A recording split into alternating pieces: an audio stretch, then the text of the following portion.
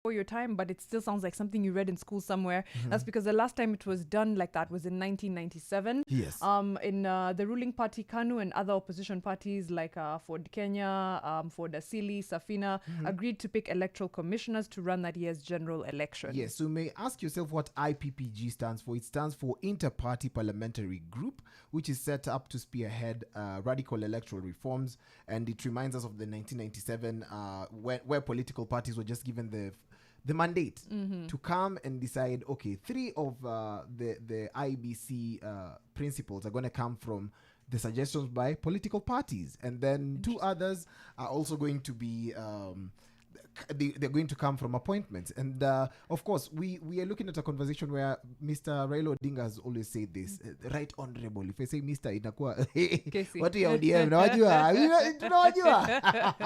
Right honorable retired Prime Minister, that is Raila Amolo Odinga, has actually pointed a finger towards the Kibaki administration that trashed this kind of leadership that we had, the IPPG, which was done during the 2007 elections, and it expired with the former president because he trashed, that is according to Mr. Odinga's words, he trashed this IPPG to bring about a form of appointment where he appointed some of his friends.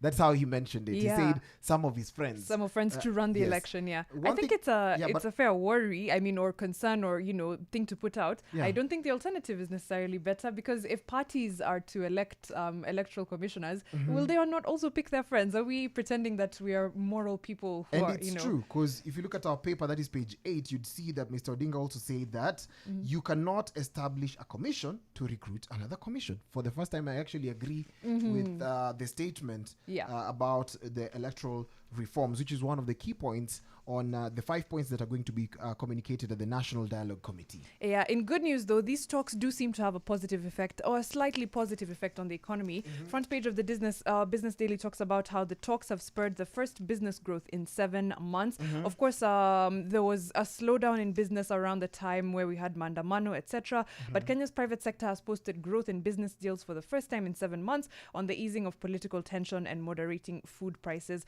So this was a survey done by Stanbic. Is it Stanbic? Let me just be sure. Yes, Stanbic Kenya Managers Index. Yes. So they talked to about 400 managers drawn from agriculture, manufacturing, construction, wholesale, retail services, and mining.